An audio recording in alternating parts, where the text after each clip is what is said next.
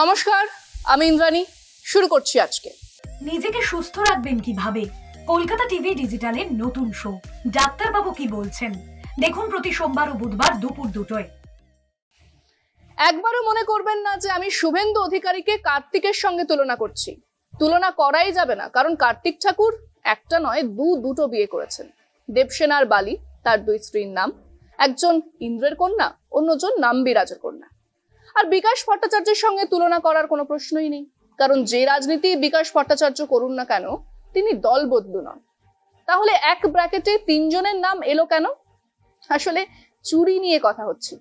চুরি আর চোরের তো অভাব নেই, সেই আবহে চুরির আলোচনা খুব স্বাভাবিক। তো বিকাশ ভট্টাচার্য সেই আলোচনা করতে গিয়ে বলেছেন চোরেদের দেবতা কার্তিক। ব্যাস, সদ্য কাকে কি যেন বেশি খায়, সদ্য বিজেপি হলে হিন্দুত্ব নিয়ে তেমনি সেন্সিটিভ হওয়াটাই স্বাভাবিক। হেমন্ত বিশ্ব শর্মা থেকে শুভেন্দু অধিকারী তার প্রকৃষ্ট উদাহরণ। তিনি ফোঁস করে উঠলেন, হিন্দু দেবদেবী নিয়ে ছেলে খেলা, আমাদের দেবতা কার্তিককে চোরেদের দেবতা বলে ঠাট্টা করা, হিন্দুদের অপমান, হিন্দু খত্রে মে হ্যাঁ, অতএব বিজেপিকে ভোট দিন। বা চলো তালি বাজাও। আমি বলিনি, যিনি বলেছেন তার কথার দায় নিচ্ছি না, তবে তিনি একসময় এই শুভেন্দু অধিকারীর খুব ঘনিষ্ঠ ছিলেন। তার বাড়িতে নাকি পাত পেড়ে এই শুভেন্দু অধিকারী তার এখনকার গুরুদেবের ভাষায় নিষিদ্ধ মাংস খেয়েই ছাড় দেননি, দুবাটি সঙ্গে করে নিয়েও গেছে। তবে শোনা কথায় কান দেবেন না। আর তাছাড়া ওনার তৃণমূল তো পূর্বজন্ম। সে সময় তিনি এই আরএসএস বিজেপি নিয়ে তো কত কথাই বলেছেন, সেসব পূর্বজন্মের কথা। সে জন্মের বাপ মাকে দেখলে চেনারও কথা নয়, উনিও চেনেন না, উল্টে চোখা চোখা গালিগালাজও করেন।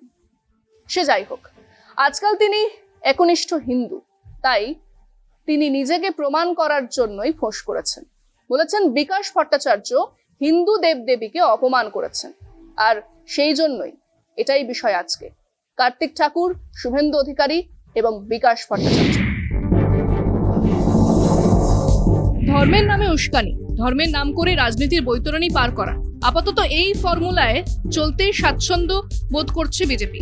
আর বিজেপির এই ধর্মের নৌকার অন্যতম প্রধান মাঝি শুভেন্দু অধিকারী। তাই বিকাশ ভট্টাচার্য কার্তিককে চোরেদের দেবতা বলতেই তেলে বেগুনে জ্বলে উঠেছেন রাজ্যের বিরোধী দলনেতা। হিন্দুত্বের অপমান চলছে, তাই হিন্দু ধর্মকে বাঁচাতে হলে ভোট দিতে হবে বিজেপিকেই, এমনই দাবি শোনা যাচ্ছে শুভেন্দুর মুখে। অর্থাৎ হিন্দু ধর্ম নিয়ে একটা ছুতো পেলেই হলো, পদ্ম হোক বা বাম শিবির, এদের চুরি সম্পর্কে সম্যক জ্ঞান ঠিকই রয়েছে, কিন্তু হিন্দু ধর্ম নিয়ে বিজেপির যে এক বিন্দু জ্ঞানও নেই, সে কথা বারবার প্রমাণ করেছেন শুভেন্দু অধিকারী বা হেমন্ত বিশ্ব শর্মার মতো লোকেরা। তাদের উদ্দেশ্য শুধুই হিন্দু মুসলমানের মধ্যে দাঙ্গা লাগিয়ে দেওয়া। শুভেন্দু অন্তত সেই কাজটাই করে চলেছেন। একটা বিরতি নিয়ে ফিরছি, সঙ্গে থাকুন। নিজেকে সুস্থ রাখবেন কিভাবে? কলকাতা টিভি ডিজিটালের নতুন শো ডাক্তারবাবু কি বলছেন, দেখুন প্রতি সোমবার ও বুধবার দুপুর 2টায়। এমনিতে খুব একটা সুযোগ নেই, না হলে শুভেন্দু অধিকারীকে ডেকে ক্লাস নিতাম, বোঝাতাম যে হিন্দু ধর্ম শাস্ত্র ইত্যাদি নিয়ে কথা বলার আগে কিছু পড়াশোনা তো করতেই হবে, যা তিনি করেননি, করার কথাও নয়। মমতার অনুগ্রহে নেতা হয়েছেন, মন্ত্রী হয়েছেন, গোষ্ঠী শুদ্ধ প্রত্যেকে নেতা, মন্ত্রী, এমএলএ, এমপি হবার সুযোগ পেয়েছে। আর তার জন্য তো হিন্দু শাস্ত্র পড়তে হয়নি, ইনফ্যাক্ট কিছুই পড়তে হয়নি। আর পড়াশোনা না করে হিন্দু ধর্ম আর শাস্ত্র নিয়ে কথা বলাটা অন্যায়। এবারে আসি বিকাশ বাবুর কথায়। উনি বলেছেন কার্তিক চোরেদের দেবতা।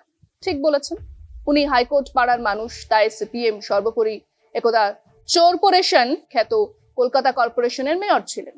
চোর এবং চুরি সম্পর্কে তার সম্যক জ্ঞান থাকাটা তো স্বাভাবিক।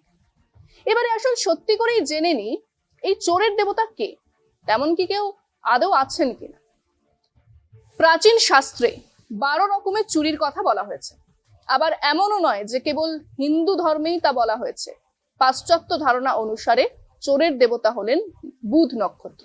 শেক্সপিয়ারের দ্য উইন্টারস টেল নাটকের অটোলাইকাস বুধ নক্ষত্রে জন্মগ্রহণ করেছিলেন। মহাকাব্য ওডিসিতে অটোলাইকাসকে চোরেদের শিরোমণি বলা হয়েছে।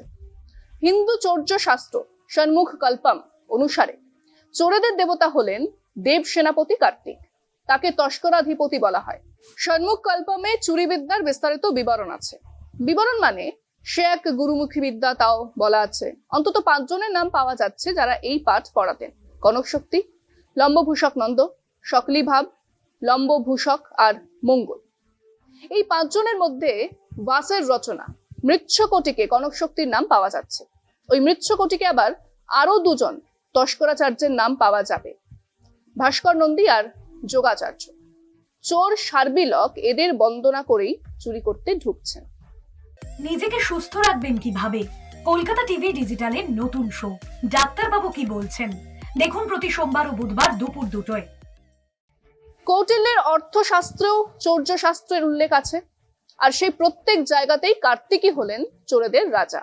তাকে বন্দনা করা হচ্ছে এই মন্ত্রে, ওম বন্দেহং মহাত্মানাং ময়ূরোপরি সংস্থিতম বিশ্বেশং শত্রুহন্তারং দ্বাদশ শাস্ত্রৈশ্চ শোভিতম তপ্ত কাঞ্চন বর্ণাভং নানালঙ্কার ভূষিতম সন্মুখং পুত্রদায়কং তস্করাধিপতিং সুরম।